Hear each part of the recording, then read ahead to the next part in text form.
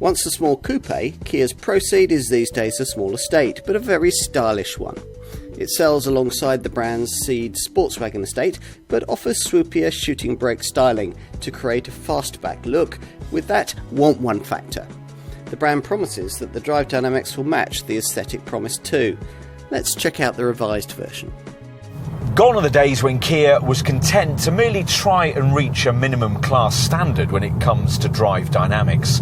Ex-BMW M-Chief Albert Biermann, who during the creation of this car was Kia's head of handling development, spent 6 months with his team fine-tuning this Ceed, and the brand promises that you'll feel the difference even on a very short test drive. Revisions over the Ceed Hatch and Sportwagon include a body lowered by 5mm, plus a rather counterintuitive combination of stiffer springs and softer anti-roll bars to keep the tyres in better contact with the road surface. At speed, you realise immediately that the setup's firmer than it would be in a normal Ceed, but at the same time, the car flows over uneven tarmac with supple confidence. And when the road turns twisty, the consistent and relatively feelsome steering delivers enough feedback to encourage a more aggressive driving style, should that be appropriate. There is now just one engine option, a 158 bhp 4-cylinder, 1.5 litre T-GDi powerplant, mated to 6-speed manual transmission. In terms of handling updates for this facelifted third-generation model, Kia's largely left the setup alone, which is fine by us, as that was one of this model's strongest aspects. Engine noise is enhanced by a soundtrack, emphasised through flaps in the exhaust, and delivered into the cabin through the stereo speakers. If you're going to sell on style, you have to make an effort. And sure enough, the Ceed shares only the front wings and bonnet with other Ceed body styles.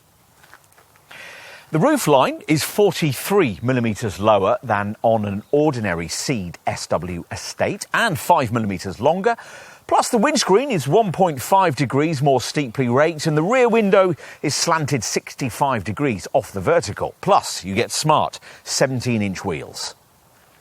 This improved model gains visual changes at the front end, including grille changes and a revised headlamp design, all in line with the improvements made to the rest of the Ceed range, but it still features more aggressive front bumper styling than you'd see on any ordinary Ceed. And what the designers call a coast-to-coast look for the rear that unites the LED tail lamps with the double exhaust pipes. Let's take a look at the interior.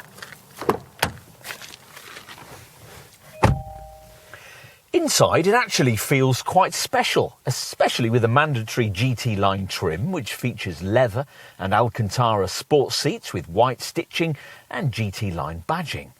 There's a sporty flat-bottom steering wheel and black roof lining. In this revised model, a large instrument cluster screen is paired with this 10.25-inch centre monitor to further enhance driver interaction.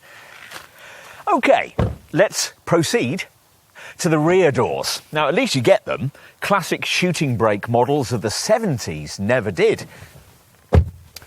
This model's lower hip point means you rather drop down into the seat bases, but it does compensate to some extent for the reduced height of that swept back ceiling, meaning that there's actually more headroom back here than the exterior styling leads you to expect there might be. Even so, those of basketball playing stature still won't thank you much for a lift home. The figures suggest that the roof height available has fallen from 940mm in a Ceed Hatch to 890mm here. Legroom space is reduced too, down from 720mm in the Hatch to 670 in this shooting brake model. We still reckon, though, that one 6-footer could just about sit behind another in reasonable comfort thanks to these scalloped seat backs.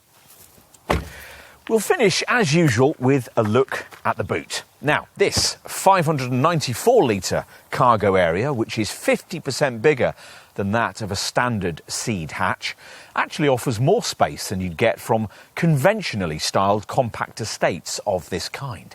Like station wagon versions of the Ford Focus, the Vauxhall Astra and the Seat Leon. And its capacity is only 31 litres less than you'd get in a Ceed Sportswagon, mainly because of this more steeply raked rear screen. This Proceed needs to be reasonably affordable to run to interest likely buyers, and the figures seem to stack up acceptably well. The 1.5 T-GDi petrol engine achieves 48.7 mpg on the combined cycle and 131 grams per kilometre of CO2. This model's shooting brake concept may be a nod to past hunting wagons of the landed gentry, but the concept here is very much of our time, a compact yet spacious estate that doesn't drive like one. It's nicely finished, practically configured and relatively affordable to run.